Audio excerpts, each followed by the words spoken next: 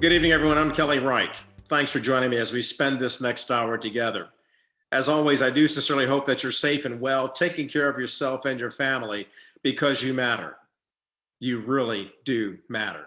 Even in an age of distrust in our government and the fact that we've seen an attack on our democracy. We're going to talk about that tonight. Tonight's program is devoted to what unfolded yesterday here in the nation's capital. And how do we heal? How do we move forward? So in tonight's opening observations, allow me to introduce to you the U.S. Senate chaplain, Barry Black, excerpts from what he stated to the members of the Senate when they returned to the Senate chambers following the attack on the United States Capitol. Lord of our lives and sovereign of our beloved nation, we deplore the desecration of the United States Capitol building, the shedding of innocent blood, the loss of life, and the quagmire of dysfunction that threaten our democracy. These tragedies have reminded us that words matter and that the power of life and death is in the tongue.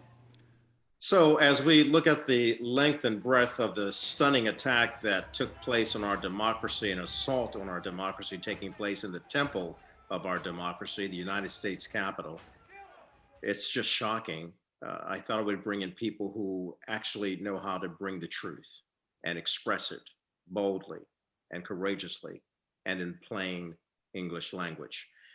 They are very politically astute and aware. Dr. Avis Jones DeWeaver joins me now, political strategist and commentator, as well as attorney Mark Harris, a member of the Ben Crump Law Team, also an economist. And then, of course, we have Timothy Allen Simon, chairman of the board of directors of the African American Chamber of Commerce there in California, as well as an attorney who served under Governor Arnold Schwarzenegger during that time.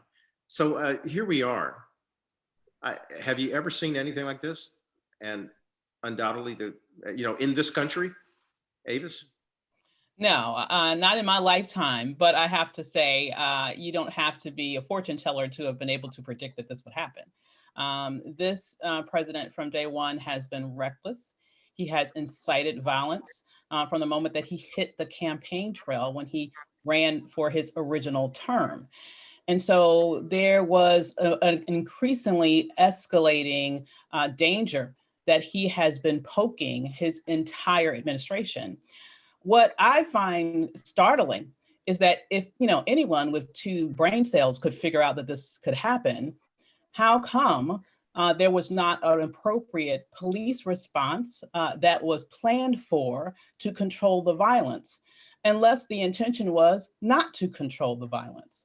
And so, I really think that there are a lot of questions that need to be asked. I think there are a lot of investigations that need to be implemented. And I think there are a lot of people that need to be fired and literally potentially even put into jail. Mark? I'm very disappointed by what happened yesterday. I agree with my colleagues that it was predictable, but that doesn't make it any less dramatic or any less unacceptable. I was an intern in that august building in 1977. I was a 19-year-old college student working for then Congress member Yvonne Brathwaite Burke. And so I've had a long history with the Capitol and with national Democratic politics, as you know, and your viewers know. I worked for the late Ron Brown, who was the chairman of the Democratic National Committee and, of course, Commerce Secretary. Never in my wildest imaginations have I seen anything like that. And there's something that I want to point out right from the beginning. As you go through the various news services, one of the things that's coming to the surface is the woman who lost her life yesterday is already being dealt with very soft gloves. In some ways is being described as a former Air Force veteran, as a good daughter, it's like, wait a minute, she was part of a terroristic operation. If that had been someone of color, I don't just mean Black folks, but anyone of color. There's no way she'd be treated with those kid gloves. She stormed the Capitol.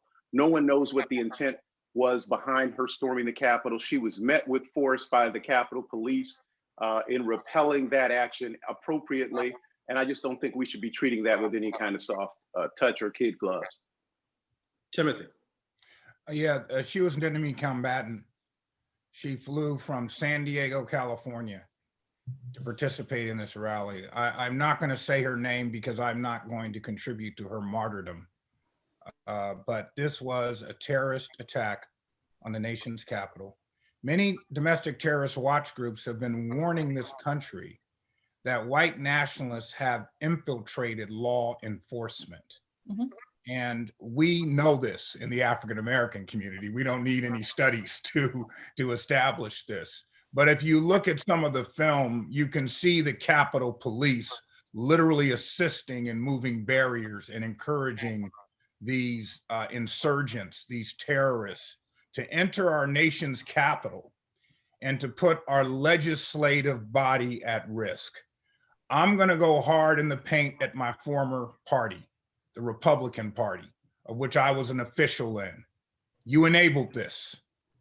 I saw it begin with the announcement of Barack Hussein Obama as the nominee for the Democratic Party. Yes, it existed before, but it was largely suppressed and compartmentalized.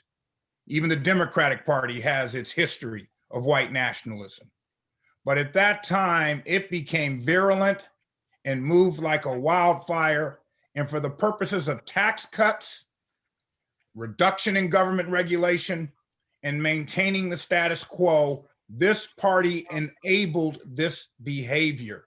And it is my hopes that when the investigations ensue, that those members of Congress and others who were part of the inciting of this terrorist attack are also held accountable by Congress and other governmental entities with judicial and law enforcement capabilities. We're going to continue our discussion after this.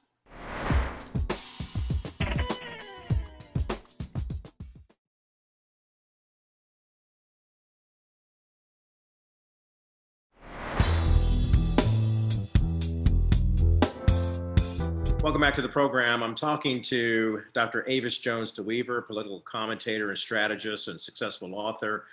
She studies politics, has worked closely with the Obama administration in the past. And we have with me my West Coast connection, attorneys Mark Harris and Timothy Allen Simon. And we were just talking in the previous segment about all that unfolded yesterday.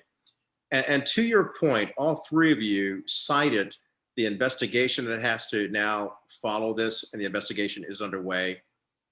You talked about the fact that had this person who was killed been Black, that there would have been a problem. But I want to go a little bit deeper here.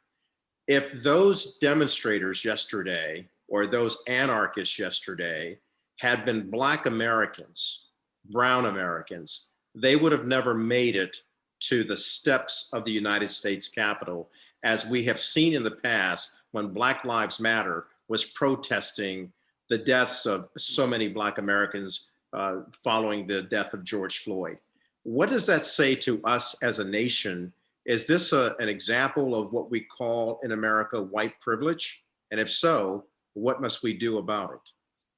Oh, it's a 100% an example of white privilege. It is an example of institutionalized racism throughout our system.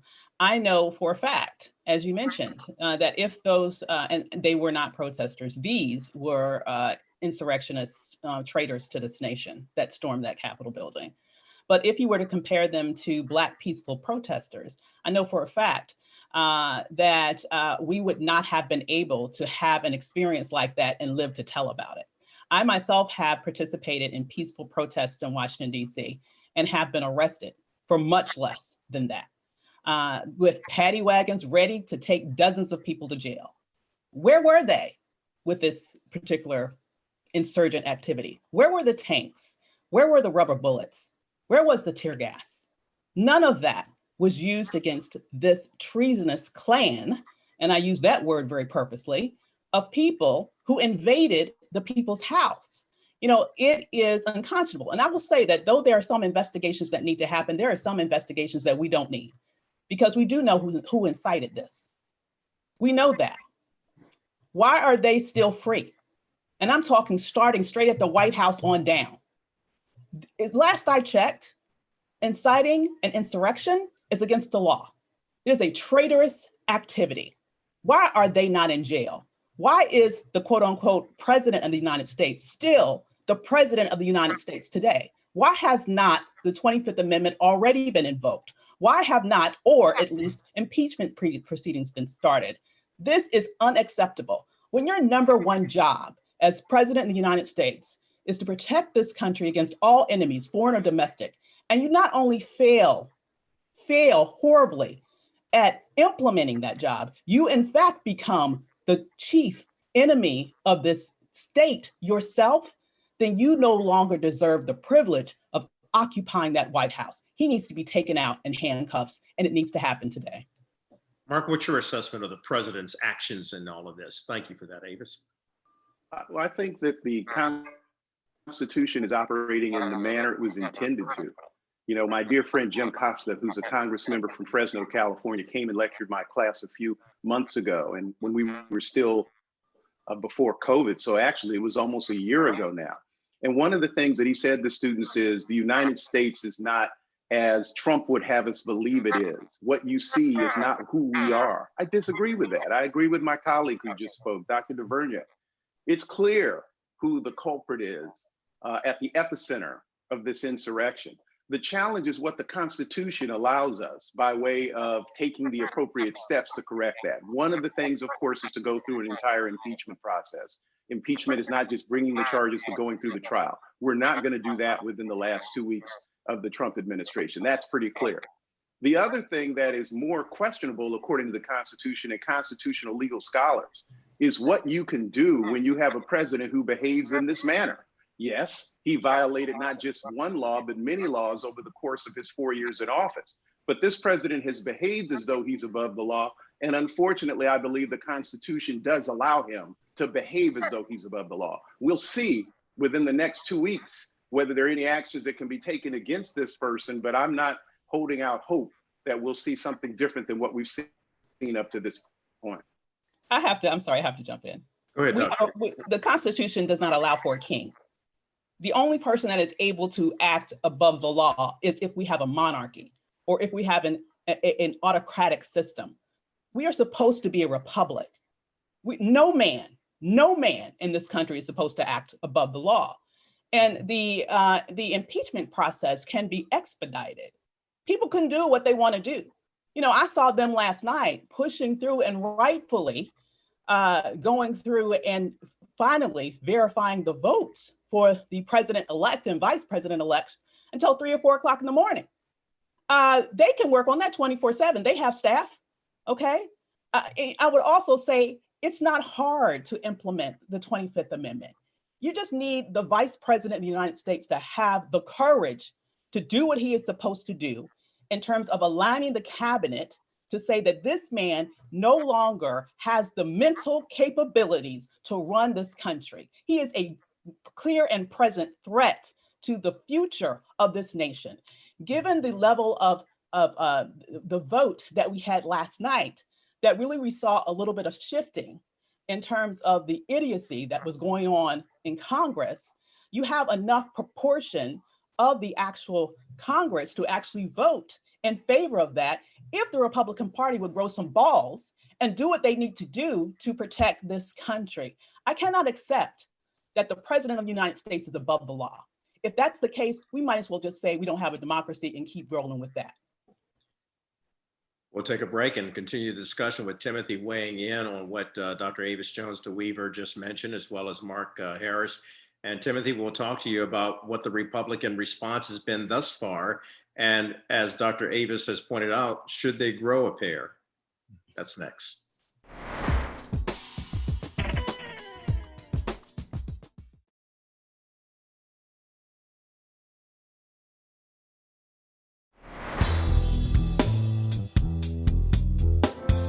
Welcome back to the program. We're having a very spirited discussion about what unfolded yesterday, and certainly in the spirit of America and moving this country forward beyond the atrocity that took place yesterday, an attack on our democracy right there in the halls of our United States Capitol.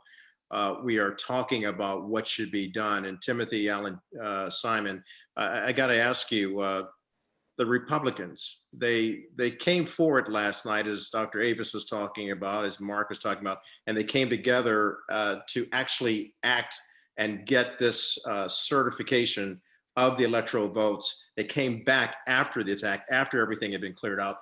But what's the next move? What should the Republicans be doing? There is talk the Republicans have discussed about the 25th Amendment. There's also the talk from the Democrats about impeachment. What say you, Timothy?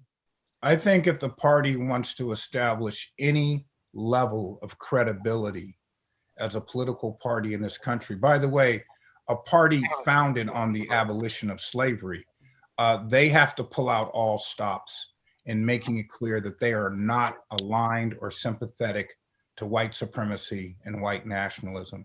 And that includes their members.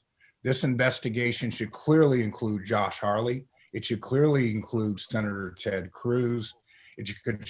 Obviously it will include the Capitol Police, but the Republican Party should join with the Democrats, the same thing that happened in the impeachment of Richard Milhouse Nixon. The Republican Party should join with the Democrats in an all-out assault on this cancer that has been growing in this country since its inception. It has only been suppressed for a period of time, but it was founded on these principles. So I think that it is now time for the Republican Party to atone, for the Democrats that supported President Trump to protect themselves in Trump's districts or districts that he won. It's time for them to shake it off and to really show this country, and by the way, the world, that America is serious when it comes to terrorism, be it foreign or domestic. So as we look at this 24 hours since it happened, my question is to all three of you, the American people, how do we embrace democracy when we find that democracy is being threatened from the very commander-in-chief that was elected into office, who has now stated that he will see a peaceful transfer of power, but again, asserting even in that he believes he won this election fair and square? Well, he did say that he acquiesced to the issue of a transfer of power, but he did not promise a peaceful transfer of power. That word was missing in what he said. And I will have to say that my ancestors fought for this land. We died for this land. Our blood is infused in the soil that we walk on. Our ancestors built that house that they violated yesterday. I'm not going anywhere. And at the point where our democracy and our demography is shifting such that we are becoming a majority people of color nation, I find it quite interesting that now's the time that white nationalists no longer want democracy. See, what this is really all about is an understanding that a power shift is happening. And what happened specifically in Georgia that is showing that power shift, knowing that that's just the beginning of flips like that, has made these people lose their damn minds. And so what I'm suggesting to you is that we have lived and died for this democracy. We have sacrificed, I would argue, more than anybody else for the promise of democracy. And just at the moment when we are beginning to wield power, this is exactly why there's this push towards an autocratic system. And I, for one, absolutely refuse to let that happen. Yeah, and Mark, a lot of people who are Black can look to Georgia and feel empowered because of what was able to be accomplished, not only during the fact that they were able to flip those senatorial seats, but also how Georgia flipped blue in the election of Joe Biden and Kamala Harris. What does it say then to the larger impact that Black Americans have had on their role as Black voters proving that Black votes do matter, and they made the difference not only in Georgia, but also in the presidential election. I mean, it's like being the gold medalist in a race in the Olympics, in swimming, before you recognize that the pool that you're swimming in is a cesspool. I mean, nothing about this is surprising to me. I'm a lawyer. I'm trained to be a lawyer. I'm a constitutional legal scholar. I teach the Constitution. And we are a monarchy. We're as much a monarchy as we were when George III was running this place. I don't understand the shock and amazement. I don't understand those who act like what happened yesterday is so surprising. White folks are out of work. White folks are strung out on opioids. White folks have awakened to the fact that their plight is not the positive plight that they had told their kids and their grandkids and their great grandkids. Guess what? Black folks have known that since the beginning of our time in this country. It's not a shock and amazement event for us. I think what's shocking and amazing is that they were able to do what they were able to do and live to tell about it. I too marched with Black Lives Matter, not just this past summer or spring, but starting 6.5 years ago, I've been marching and representing Black Lives Matter here in Sacramento. So none of this is new. Growing up in South Central Los Angeles, the last thing I want to do is encourage and enforce law enforcement to do anything. In that manner, I'm glad they didn't open fire in the Capitol, because guess what? Just like a bad movie, the first one to die probably would have been somebody Black. So as far as I'm concerned, what we need to do is take a deep breath, understand the limits of the Constitution, understand that this guy's not going anywhere.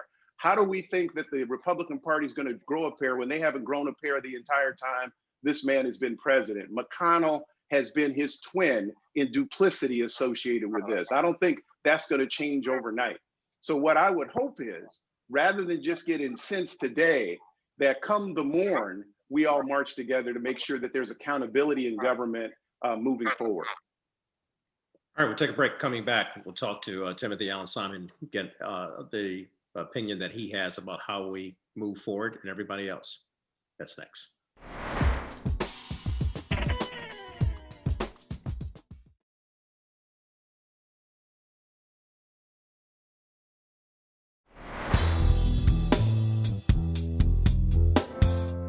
I know your pain. I know you're hurt.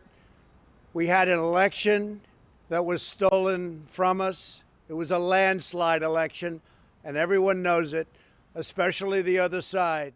Welcome back to the program. Having a very spirited and lively discussion about what unfolded in our nation's capital yesterday. And now we've got to really talk about the path forward, because we can Monday morning quarterback on what took place. We all know that this should have never taken place, and yet all four of us would agree that we saw it coming to this, and we kept telling people, get prepared. The worst is yet to come. Timothy Allen Simon, you have said quite a number of times on this program that when it came to the Republican Party and the actions of Donald Trump, the bottom, we have not hit bottom yet. Have we now hit bottom? And if we have, how do we scrape ourselves out of it to get to the top? I don't believe we've hit bottom. We're still enabling President Trump and the mentality that he brings, which is part of America's history. For example, for him to say that I'll participate in the transition of government, that's not his choice. So just to phrase it like that, well intended, that empowers him with the power that the Constitution does not give him. There is a peaceful transition of government. That is the way this was designed. I've referenced this before. South Africa embraced a Truth and Reconciliation Commission. And I think for those of us that are the descendants of the enslaved, we can detect white privilege in so many components of American society. That terrorist assault on our nation's capital was actually by many viewed as a frat party that went out of control. The people who were scaling the building are well-known celebrities in the QAnon and alt-right movement. This was planned. President Trump told us that the tough people, the bad people, the bikers, the veterans, they're with me, and they're gonna do what I say. Everything you referenced, Kelly, was conspiratorial. From a legal standpoint. So we have to pull back as a nation and really understand that white privilege and white nationalism is not a figment of our imagination. is not some nuanced, abstract element of our society. It is an institution. And we, black, white, yellow, brown, all people, all faiths, have to come together and have frank, honest discussions under a commission type of structure to figure out how we can carve it out of certain elements of government in America. Will it be fully eradicated? I don't think so. But can it be prosecutorial? Absolutely. And that is what this country needs to embrace. Back with more after the break.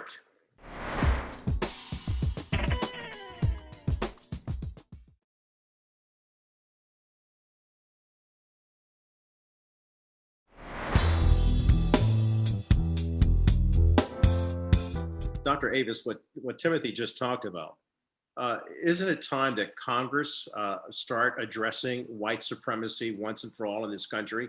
They do have the power of the purse. They do have the legislative ability to go in and actually enact laws, write laws.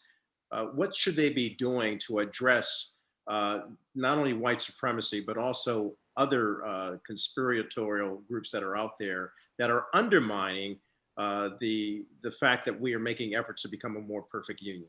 Absolutely. Well, the first thing they can do is pass legislation that, in essence, makes domestic terrorism at the same standard that they already have in place for what they consider to be terrorism that is spawned from external means outside of this country. So we have one definition from terrorism if the person who perpetuates it is not from America.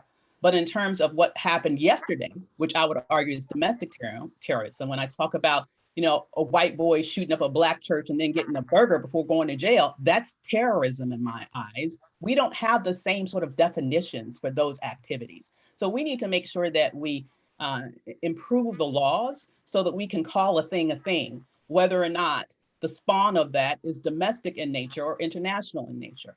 Secondly, the very first thing that this administration did when it came into office was it did defund some existing programming that was put in place specifically to target and examine and begin to destroy white nationalist organizations throughout this nation. It completely wiped that out and defunded it. And guess what they did instead? They started a focus on Black identity extremists. How surprising, right? So that's absolutely ridiculous. That needs to stop. Under this administration, we have had a spike in hate crimes year after year after year after year. We now have a record number of hate groups in this country. So all of that needs to be targeted with legislation, programming that is well funded to specifically go after those organizations with the same fervor, for example, that this government went after the Black Panthers, which was not anywhere near what we're talking about right now. And so I use that example, though, to say that when this country wants to eliminate what they perceive to be a threat, they will move heaven and earth to do it. That's exactly what they need to do with the white nationalist threat in this nation. Because as long as I am here and I continue to vote in this democracy and pay taxes in this democracy, then we deserve to make sure that we have a safe environment in which to navigate and bring up our children and families. And that part of our nation needs to be completely eradicated. Mark, I want to bring in another question here that we've seen that there's been a challenge to our legislative branch, and we're seeing that the Republicans will have to step up because they're complicit in this. And we also know that the Democrats will be pushing the Republicans to work together in a bipartisan fashion. The executive branch right now is in disarray. There are a number of resignations going on. But let's talk about the Supreme Court, the judicial branch, because they had an opportunity to put a nail in this. And I recall Timothy Allen Simon pointing this out to us, that the Supreme Court, when they passed on the challenge to the outcome of this election and the validity of this election, they could have made a statement. All of those 9 justices could have made a statement that would have done the right thing in terms of setting the law so that this president, this outgoing president, would have known that the highest court in the land had made a comment about it instead of just passing it on and saying we're going to pass. Are they complicit in this as well? So one of the ways to duck out for the Supreme Court is to always say that it's not yet ripe, just like a piece of fruit that's not yet ripe on the tree. They have to wait until there's an actual controversy. I am frustrated that so many people are frustrated by their awakening understanding and comprehension of what this Constitution is all about. Everything that we've talked about is consistent with the United States Constitution. As you study all the way back to the Federalist Papers, all the way back to the Articles of Confederation, all the way back to the Magna Carta, you find that what we now are facing in America has been set up since the very beginning. We hold democracy out as the citadel. We hold democracy out as the goal. But as a person who's been challenged in this country all my life, as an African American, this is not an awakening for me. I've witnessed what is now culminated in yesterday's behavior my entire life, the double standard that my dear friend and colleague relative to the justice system, the double standard referred to by Ben Crump. America has two different forms of justice, one black and one white. So that's, before we can fix anything, we have to really be candid with ourselves about where we are and why we are where we are. And part of it is vested in the very Constitution itself. We'll be right back.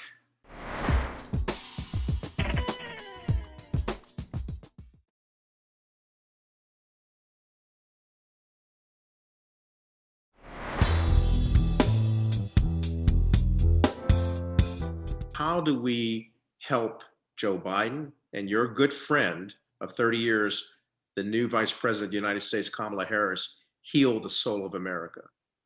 I think we need massive structural change or enhancements of our federal republic structure. One, grant statehood to the District of Columbia, Puerto Rico, American Samoa, United States Virgin Islands, and possibly even Guam.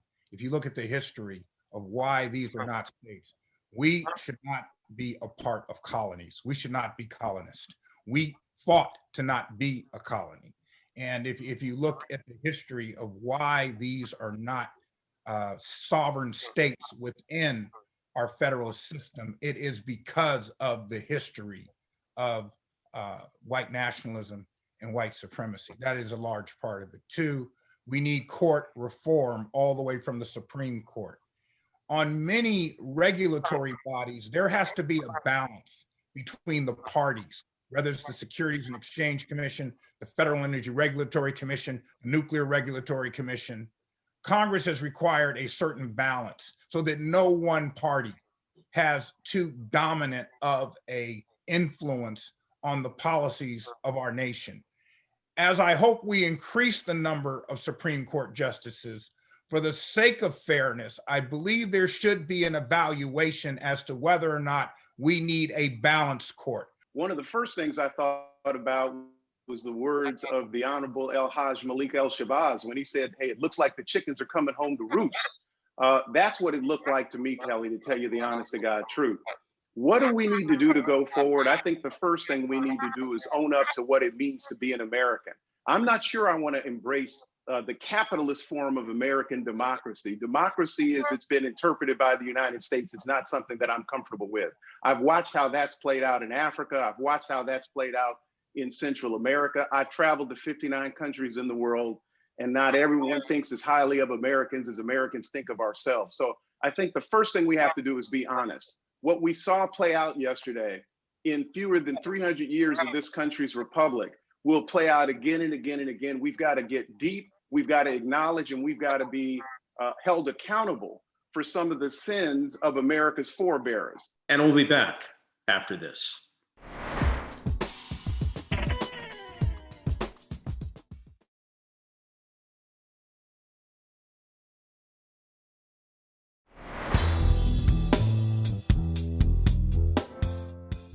Avis, final word.